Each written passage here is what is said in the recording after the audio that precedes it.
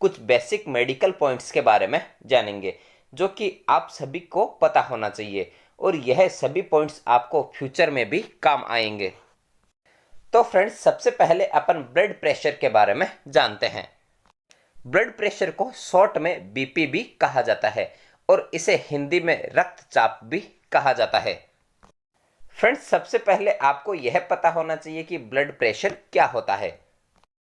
Blood pressure blood vessels में बहते हुए ब्लड द्वारा वेसल्स की वॉल्स या दीवार पर डाले गए प्रेशर को ही ब्लड प्रेशर कहा जाता है। फ्रेंड्स, इस नीचे वाले डायग्राम में आप देख सकते हैं कि यह ब्लड वेसल्स है और इसमें ब्लड सर्कुलेट हो रहा है। तो यह बहता हुआ ब्लड इस प्रकार वॉल्स पर दोनों साइड प्रेशर डालता है, उसे ही अपन ब्लड प्रेशर कहते हैं। फ्रेंड्स, ब्लड प्रेशर को हम स्पिग्मोमेनोमीटर से मापते हैं। फ्रेंड्स, ब्लड प्रेशर दो प्रकार का होता है। फर्स्ट है सिस्टोलिक ब्लड प्रेशर, सेकंड है diastolic blood pressure. Systolic blood pressure वह होता है जब हमारा हार्ट धड़कता है तो वेसल्स पर जो प्रेशर पड़ता है उसे मापा जाता है, और डायस्टोलिक प्रेशर वह होता है जब हमारा हार्ट धड़कता है तो दो धड़कनों के बीच के प्रेशर को मापा जाता है। और फ्रेंड्स, सिस्टोलिक ब्लड प्रेशर ऊपर का ब्लड प्रेशर होता है और डायस्टोलिक नीचे का ब्लड प्रेशर होता है। तो यहाँ पर अपन जानेंगे कि नॉर्मल ब्लड प्रेशर कितना होता है। न्यूली बॉर्न बेबी में 95/55 mm ऑफ Hg होता है।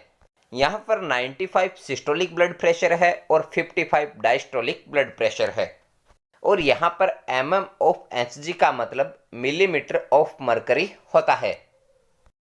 और फ्रेंड्स, यंग एडल्ट्स में normal blood pressure 120/80 mm of Hg होता है, यानी कि यंग एज वाले व्यक्ति का ब्लड प्रेशर अगर 120/80 है तो वह व्यक्ति बिल्कुल स्वस्थ है। और फ्रेंड्स, ओल्ड एज वाले का blood pressure 150/90 mm of Hg होता है। ओल्ड एज में अपन इस ब्लड प्रेशर को थोड़ा सा नॉर्मल मानते हैं। और फ्रेंड्स, अगर किसी का blood pressure 140/90 mm of Hg है तो यह थोड़ा सा ज़्यादा होता है। और फ्रेंड्स, अगर किसी का ब्लड प्रेशर ऊपर का 150 और नीचे का 95 है तो इसे हम बहुत ज़्यादा बीपी मानते हैं। इस कंडीशन में हमें तुरंत डॉक्टर्स के पास जाना चाहिए क्योंकि यह इमरजेंसी कंडीशन होती है। अब ऑक्सीजन सैचुरेशन की बात करते हैं, मतलब SpO2 क्या होता है। SpO2 का मतलब सैचुरेशन ऑफ प्रीफेरल ऑक्सीजन होता है। फ्रेंड्स, ऑक्सीजन को ऑक्सीमीटर से चेक करते हैं। इस डायग्राम में आप देख सकते हैं कि यह ऑक्सीमीटर है और यह फिंगर्स में लगा के SpO2 को चेक किया जाता है। फ्रेंड्स, जब हम सांस लेते हैं तो उसमें बहुत सारी गैसेज के साथ हमारे अंदर ऑक्सीजन भी जाती है। ऑक्सीजन हमारे फेफड़ों के एल्वियोलाई पर जाकर हमारे टिश्यू में एक्सचेंज होती है और हमारे ब्लड के थ्रू पूरे शरीर में सर्कुलेट होती है। तो फ्रेंड्स, ऑक्सीजन का लेवल हमारे शरीर में कितना होता है आपको इसका पता होना चाहिए। अगर फ्रेंड्स किसी पेशेंट का ऑक्सीजन लेवल 94 है तो इसे हम सामान्य ऑक्सीजन लेवल मानते हैं, तो वह मरीज बिल्कुल सामान्य या नॉर्मल होता है, 94 से कम नहीं होना चाहिए। और फ्रेंड्स, अगर किसी पेशेंट का ऑक्सीजन लेवल 95 से 100 है तो उस पेशेंट का ऑक्सीजन लेवल बहुत अच्छा होता है। और अगर ऑक्सीजन लेवल 90 से 93 है तो ऑक्सीजन लेवल थोड़ा कम होता है, मतलब यह ऑक्सीजन लेवल नॉर्मल नहीं होता है। और किसी का ऑक्सीजन लेवल 90 है या 90 से कम हो गया है तो उसका ऑक्सीजन लेवल बहुत कम हो चुका है, और तो उस व्यक्ति को डॉक्टर्स के सलाह पर एडमिट हो जाना चाहिए।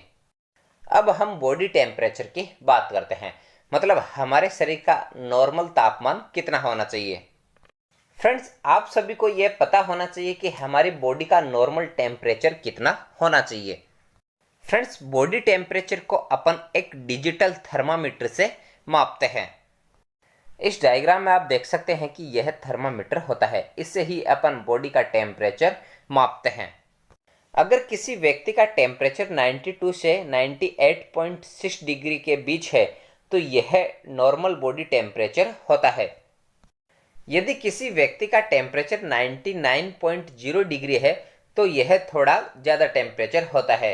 उस व्यक्ति को थोड़ा बुखार भी हो सकता है। और फ्रेंड्स, अगर किसी व्यक्ति का टेम्परेचर 100 डिग्री से 102 डिग्री के बीच है तो यह बॉडी टेम्परेचर बहुत ज़्यादा टेम्परेचर होता है। उस व्यक्ति को बहुत ज़्यादा बुखार हो सकता है। अब अपन हार्ट या पल्स रेट की बात करते हैं। मतलब हृदय गति या पल्स रेट क्या होती है और हमारे शरीर में कितनी नॉर्मल होती है। फ्रेंड्स, सबसे पहले आपको यह पता होना चाहिए कि हार्ट रेट या पल्स रेट क्या होती है। जब हमारा हार्ट या हृदय 1 मिनट में जितनी बार बीट करता है या धड़कता है उसे ही अपन पल्स रेट कहते हैं। मतलब हार्ट रेट या पल्स रेट आपके दिल की प्रति मिनट धड़कन की संख्या होती है। इस डायग्राम में आप देख सकते हैं कि एक हाथ की दूसरी और तीसरी अंगुली को गर्दन पर रखे पल्स रेट को महसूस किया जा सकता है। और सेकंड वाले डायग्राम में एक हैंड की दूसरी व तीसरी अंगुली को कलाई के अंदर वाले भाग पर रखा जाता है। यहाँ पर अंगुलियों को रखकर अपन पल्स रेट को महसूस कर सकते हैं। हमारे शरीर में नॉर्मल पल्स रेट या सामान्य पल्स रेट 72 प्रति मिनट होती है। मतलब हमारा हार्ट 1 मिनट में 72 बार धड़कता है, तो इसे अपन बहुत अच्छा पल्स रेट मानते हैं।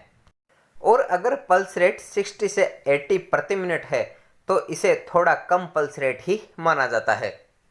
और अगर हमारे शरीर का पल्स रेट 90 से 120 प्रति मिनट है तो इसे बढ़ा हुआ पल्स रेट मानते हैं। अब हम ब्लड शुगर के बारे में जानते हैं। मतलब हमारी बॉडी में नॉर्मल कितनी ब्लड शुगर होनी चाहिए। फ्रेंड्स, हमारी बॉडी में शुगर 2 टाइम डिपेंड करती है। एक होती है फास्टिंग मतलब खाना खाने से पहले, और दूसरी होती है पीपी मतलब पोस्ट प्रांडियल मतलब खाना खाने के बाद वाली शुगर। अगर आप खाना खाने से पहले शुगर करवाते हैं तो उसे फास्टिंग शुगर कहते हैं, और अगर खाना खाने के बाद में शुगर करवाते हैं तो उसे पोस्ट प्रांडियल शुगर कहते हैं। फ्रेंड्स, इस डायग्राम में आप देख सकते हैं कि इस ग्लूकोमीटर से ब्लड शुगर टेस्ट किया जाता है। फ्रेंड्स, अगर आपने खाना खाने से पहले शुगर टेस्ट करवाया है तो उसकी नॉर्मल शुगर रेंज 70 से 100 mg पर DL होती है। यहाँ पर DL का मतलब डेसीलीटर होता है। और फ्रेंड्स, अगर आपने खाना खाने के बाद में शुगर टेस्ट करवाया है तो ब्लड शुगर की नॉर्मल रेंज 70 से 140 mg पर DL होती है। अगर फ्रेंड्स आपकी फास्टिंग शुगर 125 mg पर DL से ज़्यादा आ रही है तो आपको शुगर या डायबिटिक हो सकती है। अब अपन हीमोग्लोबिन के बारे में जानते हैं। इसे शॉर्ट में HB भी कहा जाता है। फ्रेंड्स, हीमोग्लोबिन एक प्रकार का प्रोटीन होता है जो कि RBC मतलब रेड ब्लड सेल्स में पाया जाता है। हीमोग्लोबिन की कमी के कारण हमारे शरीर में बहुत सारी बीमारियां हो सकती है। इसलिए हमारे शरीर को स्वस्थ रखने के लिए हीमोग्लोबिन बहुत इम्पोर्टेंट होता है। हीमोग्लोबिन मेल और फीमेल में अलग अलग क्वांटिटी में होता है। मेल में हीमोग्लोबिन की नॉर्मल वैल्यू 13.5 से 17.5 ग्राम पर DL होता है, और फीमेल में हीमोग्लोबिन की नॉर्मल वैल्यू 12.5 से 15.5 ग्राम पर DL होता है। अब रेस्पिरेशन रेट के बारे में बात करते हैं। मतलब हमारे शरीर की श्वसन दर नॉर्मल कितनी होनी चाहिए। फ्रेंड्स, हम नोज के थ्रू 1 मिनट में अपन कितनी बार सांस लेते हैं उस रेट को ही अपन रेस्पिरेशन रेट कहते हैं। ह्यूमन बॉडी में नॉर्मल रेस्पिरेशन रेट 12 से 16 ब्रेथ्स पर मिनट होता है। मतलब 1 मिनट में 12 से 16 बार सांस लेते हैं। और 1 से 3 मंथ के बच्चों का रेस्पिरेशन रेट 44 पर मिनट होता है।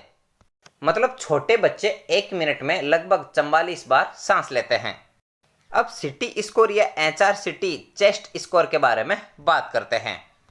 मतलब चेस्ट का CT स्कैन करने पर लंग्स का क्या स्कोर होना चाहिए। HRCT चेस्ट स्कोर कोरोना में बहुत इम्पोर्टेंट स्कैन था। इस डायग्राम में आप देख सकते हैं कि यह हमारी बॉडी में लंग्स होते हैं। हमारी बॉडी में 2 लंग्स होते हैं, एक राइट लंग्स और दूसरा लेफ्ट लंग्स। राइट वाले लंग में 3 लोब होते हैं, first superior lobe, second middle lobe और थर्ड इन्फीरियर लोब।